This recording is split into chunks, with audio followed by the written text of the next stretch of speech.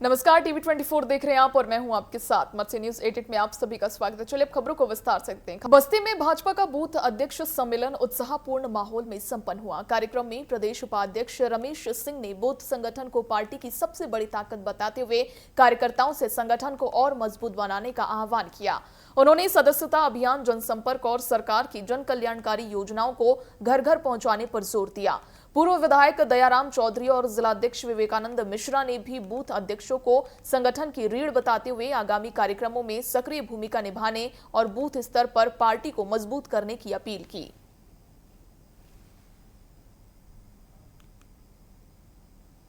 देखिए, भारतीय जनता पार्टी उत्तर प्रदेश के द्वारा उत्तर प्रदेश के 403 विधानसभाओं में बूथ अध्यक्षों का सम्मेलन होना था। उसी के तहत आज बस्ती सदर विधानसभा में भी बूथ अध्यक्षों का सम्मेलन हुआ, जिसके हमारे माननीय मुख्यमंत्री जी, प्रदेश के उपाध्यक्ष माननीय श्री रमेश सिंह जी हैं। देखिए, आज का जो हमारा कार्यक्रम था, ये हमारे बूथ अध्यक्षों जो बूथ अध्यक्ष हैं उनके साथ हमारा परिचयात्मक बैठक, उनके साथ हमारा सम्मेलन था और उनसे हमारी बातचीत थी। आगे की जो हमारे कार्यक्रम हैं उसकी तैयारियों पे चर्चा थी।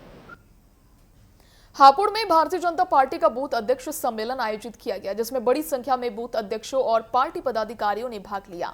सम्मेलन में सभी बूथ अध्यक्षों का सम्मान किया गया। वहीं कार्यक्रम में पूर्व सांसद राजेंद्र अग्रवाल मुख्य अतिथि रहे, जबकि भाजपा प्रदेश प्रवक्ता अवनीश त्यागी, विधायक विजयपाल आरती और मंडल अध्यक्ष प्रशांत त्यागी भी मौजूद रहे। विधायक विजयपाल आरती ने कहा कि मुख्यमंत्री योगी आदित्यनाथ के नेतृत्व में उत्तर प्रदेश लगातार विकास के पथ पर आगे बढ़ रहा है और 2027 में भाजपा पूर्ण बहुमत से सरकार बनाएगी।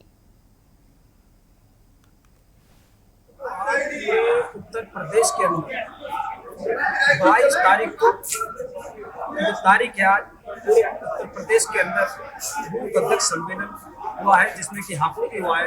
आपने देखा होगा कि सभी हमारे बूथ अध्यक्ष आए, सभी हमारे जो भाजपा के वरिष्ठ कार्यकर्ता आए और भाजपा का जो बूथ अध्यक्ष है वो बाकी और रात दिन वो काम करता है और उसी वजह से ही हमारी सरकार आ रही है। आप चाहे केंद्र की सरकार हो चाहे प्रदेश की सरकार हो, मगर हमारा बूथ अध्यक्ष भी जो मेहनत करता है, जो काम करता है, वो आप देखते हो कि वो हमारा राष्ट्रीय अध्यक्ष भी बन जाते हैं, वो हमारे सांसद भी बनते हैं, वो हमारे विधायक भी बनते हैं। बस्ती में सुहेल देव भारतीय समाज पार्टी यानी SBSP से पिछड़े, अति पिछड़े, दलित और अति दलित समाज के सम्मान और संवैधानिक अधिकारों की रक्षा की मांग को लेकर मुख्यमंत्री के नाम जिला प्रशासन को ज्ञापन सौंपा गया। पार्टी ने आरोप लगाया कि जाति सूचक और आपत्तिजनक टिप्पणियों से समाज में आक्रोश है और ऐसे मामलों की निष्पक्ष जांच कर दोषियों के खिलाफ सख्त कानूनी कार्रवाई करनी चाहिए।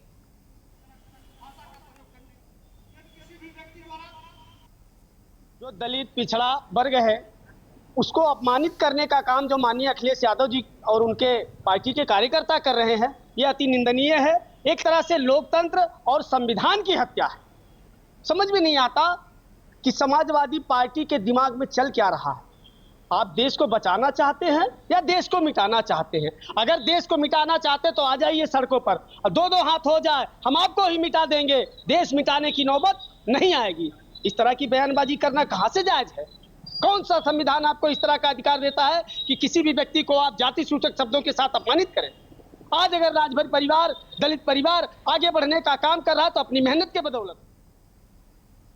आज हम लोग ज्ञापन दिए हैं। उत्तर प्रदेश में एक पार्टी है, समाजवादी पार्टी, जिनकी 4 बार की सरकार रही है, अभी उनको बोलने की सहूर नहीं है। आज इस देश और प्रदेश के अंदर जब छोटा वर्ग राजनीति में, शैक्षिक में, आर्थिक रूप से जब मजबूत होने जा रहा है तो इनको बड़ा बुरा लग रहा है। आप पिछड़ा, अति पिछड़ा, दलित, अदलित, आज इनके निगाह में बड़े कमजोर लग रहे हैं। इन्होंने जात सूचक शब्द कह करके, भर चमार कह करके इस तरह से इनके कार्यकर्ता पदाधिकारी लोगों को संबोधित करने का काम कर रहे हैं, गाली देने का काम कर रहे हैं। ये लोकतंत्र में कतई सुहेलदेव भारतीय समाज पार्टी बर्दाश्त नहीं कर सकती है। समाजवादी पार्टी जात सूचक गाली दे रही है। वहाँ उनके कार्यकर्ता जो भी हैं उन्हें इतना ज्ञान नहीं। 4 साल की सरकार, 4 बार की सरकार बनाने के बाद भी ये लोग समझदारी का काम नहीं कर रही है। आतंकवादियों की तरह काम करते हैं, जैसे जैसे बाहर से आए पकड़ के आतंकवादियों की तरह काम इनका है। ये राय बौखलाए हैं, सत्ता मानने वाले नहीं, 27 में भी सत्ता नहीं आएंगे, इसलिए बौखला गए ये लोग, उल्टा सीधा काम कर रहे हैं लोग। हमारा मांग ये है कि ये लोग का वो मान्यता रद्द किया जाए। ये लोग बहुत आतंकवादियों की तरह ये लोग का व्यवहार कर रहे हैं जनता के साथ में। नहीं मांगे होंगे तो हम लोग धरना प्रदर्शन करेंगे। बस्ती में यूपी महिला आयोग की अध्यक्ष बबीता सिंह चौहान ने दिल्ली छात्र प्रदर्शन और शिक्षा मंत्री के इस्तीफे की मांग पर सरकार का पक्ष रखा। मीडिया सवाल पर उन्होंने कहा कि पहले जांच होने दीजिए, इसके बाद ही कुछ कहा जाएगा। उन्होंने विपक्ष पर छात्रों को भड़काकर राजनीति करने का आरोप लगाया। बबीता सिंह ने कहा कि सरकार छात्रों के भविष्य को लेकर गंभीर है और पेपर लीक मामलों में जांच एजेंसियां कार्रवाई कर रही है। उन्होंने युवाओं से किसी के बहकावे में न आने की अपील की। तो मैं कहती कि विपक्ष इसमें घटिया राजनीति कर रहा है। बच्चों के भविष्य के लिए पूरी तरह सरकार चिंतित है। बच्चों के साथ जितनी पारदर्शिता हो सकती है, उनकी सुरक्षा की गारंटी जितनी हो सकती है, वो चाहे हमारी प्रदेश सरकार है और चाहे वो केंद्र सरकार है, दोनों ने गारंटी ली हुई है। तो मैं कह सकती हूँ कि इसमें कहीं कोई बच्चों को घबराने की जरूरत नहीं है। सरकार उनके साथ थी और सरकार उनके साथ है, पर इसमें विपक्ष की बातों में ना आए और विपक्ष की घटिया राजनीति का शिकार ना बने। सपा नेता आजम खान की जौहर यूनिवर्सिटी की मुश्किलें बढ़ती नजर आ रही है। जल निगम ने यूनिवर्सिटी के रजिस्ट्रार को नोटिस जारी कर 15 दिन में करीब 11 करोड़ 37 लाख रुपए जमा करने के निर्देश दिए हैं। इसमें एसटीपी उपयोग का बकाया शुल्क और ब्याज शामिल है। जल निगम का कहना है कि दिसंबर 2019 से यूनिवर्सिटी सीवरेज ट्रीटमेंट प्लांट का उपयोग कर रही है, वहीं लेकिन यूजर चार्ज जमा नहीं कर रहे हैं। वहीं मंत्री बलदेव सिंह औलख ने कहा कि कानून और विभाग अपना काम कर रहे हैं। अगर कोई नोटिस गया है, सही गया है, गलत गया है, उसके लिए न्यायालय है, वो अपने न्यायालय में अपील कर सकते हैं और अपनी बात को रख सकते हैं। मैं जो आपसे कह रहा हूँ, अगर उनको किसी भी प्रकार का किसी भी इसका नोटिस गया है तो नोटिस का वो जवाब देंगे। जो भी प्रक्रिया होगी उसको पूरा करने का काम कहेगा, उसी के अनुसार प्रशासन काम, क्योंकि ये न्यायालय का काम है। जो भी न्यायालय, चाहे डीएम का न्यायालय हो, चाहे कमीशन का न्यायालय हो, चाहे जुडिशरी हो, कोई भी जहाँ भी ये लोग गए होंगे, जो भी न्यायालय का आदेश आएगा उस हिसाब से प्रशासन काम। बस्ती में सरकारी भूमि पर कथित फर्जी पट्टे और कब्जे के आरोपों को लेकर ग्रामीणों ने अनोखा विरोध प्रदर्शन किया। ग्राम बगही उर्फ बेनीपुर में सैकड़ों साल पुरानी सार्वजनिक चारागाह भूमि को बचाने के लिए ग्रामीण विवादित जमीन पर लेट गए और कार्रवाई की मांग की।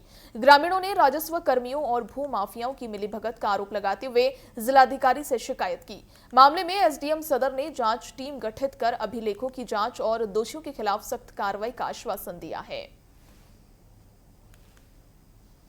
ये अभी हम लोग मुआयना कराए हैं तो पता चला है कि ये घास कला की ज़मीन है, चारागाह जी, 510 नंबर बगई और बेनीपुर है अपना। ये 510 नंबर ये घास कला की ज़मीन है।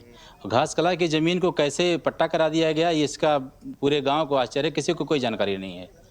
कई वर्षों पहले ये बताया जा रहा है कि पट्टा हुआ था। जरूर है, क्योंकि इसमें गेहूँ धान दिखाया जा रहा है। गेहूँ धान आज तक आज़ादी के बाद कभी नहीं बोया गया, ना हम लोग के कहीं हम लोगों ने कभी देखा। इतनी उम्र हो गई ना, ये इतने गांव के लोग खड़े हैं, इन लोगों को किसी से पूछ लीजिए, कभी कोई फसल नहीं। इसमें बड़े बड़े पेड़ हैं, 20 वर्ष 30 वर्ष पुराने पेड़ हैं इसमें, और हमेशा से पेड़ लगते आ रहे हैं, पेड़ लगे रहे हैं, सूख रहे हैं, टूट रहे हैं, लेकिन हमेशा पेड़ और ये ऐसे ही ज़मीन है। इसमें कभी खेती बाड़ी नहीं हुआ आज तक। गाँव वाले इसमें अपना गाय भैंस चराते हैं, चारागाह के रूप में यूज करते हैं गाँव वाले। भूमाफिया टाइप लोग शामिल हैं, जिसमें साहब राम यादव चिलवनिया के निवासी हैं, और वो बेचारे हमेशा कचहरी में ही रहने वाले लोग हैं। अभी तक तो हम लोगों को मालूम था कि ग्राम समाज की ज़मीन है, चारागाह है। 1980 के दशक से लगे हुए पेड़ पौधे आपको दिख रहे होंगे कि 1980 में सब पहली बार में वृक्षारोपण हुआ। जब हम होश संभाले तो इसमें पेड़ लगे थे और सब तरफ बाउंड्री थी, ज़मीन खोद करके ऊंची ऊंची खाइयाँ थी, उसके अंदर ये वृक्षारोपण ग्राम समाज ने करवाया था। और सारे वृक्षारोपण आज भी मौजूद हैं आपके सामने, काफ़ी दूरी में आपको फैला हुआ दिख सकता है। हाँ, खेती तो ये राजस्व विभाग के कर्मचारियों के कारण होती हुई दिखाई जा रही है, लेकिन इसको कभी भी किसी ने भी नहीं देखा है कि यहाँ खेती हुई है। रामपुर के शाहबाद थाना क्षेत्र के दिव्यापुर गांव में खेत में घास डालने को लेकर एक ही परिवार के बीच विवाद हिंसक झड़प में बदल गया। आरोप है कि कहासुनी के बाद फावड़े से हमला किया गया, जिसमें बहू सास समेत 3 लोग गंभीर रूप से घायल हो गए। घटना का वीडियो सोशल मीडिया पर वायरल हो रहा है। वहीं पीड़ित राधेश्याम की शिकायत पर पुलिस ने 3 नामजद आरोपियों के खिलाफ मामला दर्ज कर जांच शुरू कर दी है। पीड़ित परिवार ने आरोपियों की जल्द गिरफ्तारी की मांग की है।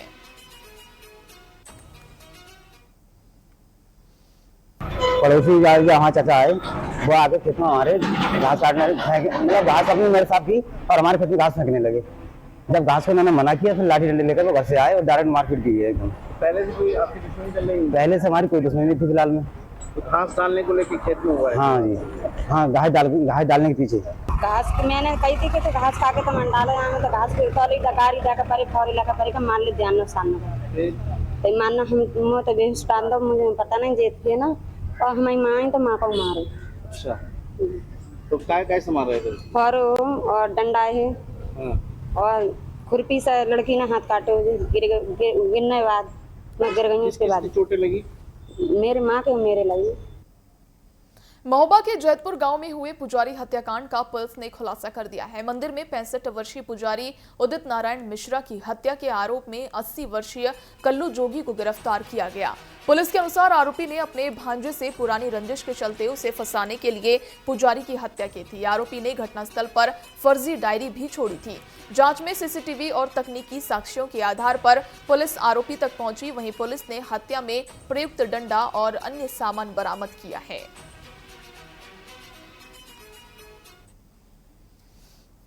इसमें यह बताया गया था थाना कुलपहाड़ के बेलाताल क्षेत्र में एक फूलबाग हनुमान मंदिर है। वहाँ के जो पुजारी जी थे उदित नारायण मिश्रा जी, उनकी किसी अज्ञात व्यक्ति द्वारा उनके सर पे डंडे से वार करके उनकी हत्या कर दी है। जो मौके पे डायरी मिली थी, उससे संबंधित साक्ष्य जब हमने इसके कल्लू जोगी के घर पे एकत्रित करे गए तो हमें मौके से वहाँ पे भी घर पे सिमिलर उसी तरीके की डायरी मिली तथा डायरी में जो भी लेखन था उसका हम लोगों ने जब मिलान कराया गया तो इसके द्वारा यह भी बताया गया कि शातिरपूर्वक हस्तलिखन का मिलान ना हो सके, इसलिए अपने बाएं हाथ से इसने सभी तरह की चीजें और तथ्य उस डायरी में लिखे थे, ताकि कुल मिला के ये ब्लाइंड मर्डर बने और यदि इसमें अगर कोई जांच भी हो तो जांच का पूरा असर डायरेक्शन जो है वो मुंशी की तरफ जाए। बहराइच जिले के विश्वेश्वरगंज थाना क्षेत्र के पुराना गांव में एक कलयुगी बेटे ने अपनी 55 वर्षीय मां कन्या देवी की कथित तौर पर कुल्हाड़ी से हत्या कर दी। सुबह करीब 7 बजे हुई इस वारदात से इलाके में सनसनी फैल गई। पुलिस ने आरोपी बेटे छैलू को हिरासत में ले लिया है। फॉरेंसिक टीम ने मौके से साक्ष्य जुटाए हैं और शव को पोस्टमार्टम के लिए भेज दिया है। हत्या के कारणों का अभी खुलासा नहीं हुआ है। वहीं पुलिस मामले की जांच में जुटी हुई है।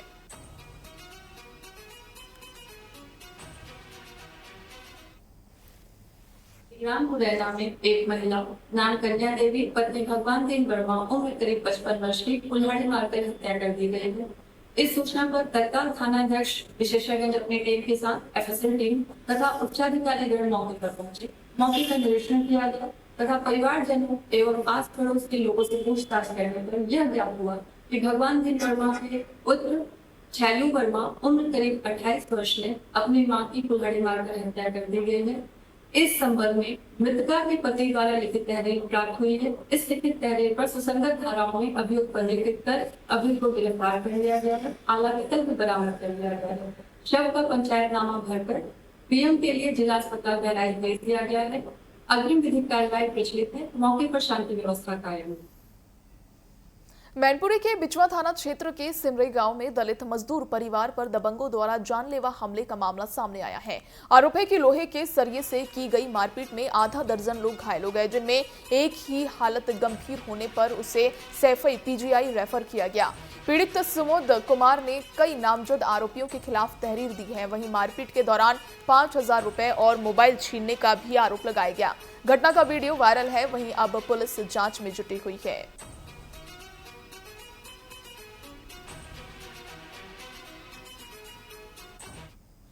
बहराइच के मोतीपुर कोतवाली क्षेत्र के प्रेमनगर गांव में खेत में गन्ने की पत्ती काटने गई महिला पर जंगली जानवर ने हमला कर दिया। गंभीर रूप से घायल महिला राजकुमारी की अस्पताल में इलाज के दौरान मौत हो गई। वहीं खेत में मौजूद लोगों ने संघर्ष कर उसे बचाया। पुलिस ने शव को पोस्टमार्टम के लिए भेज दिया है। घटना के बाद गांव में दहशत है और वन विभाग की कार्यप्रणाली पर सवाल उठ रहे हैं।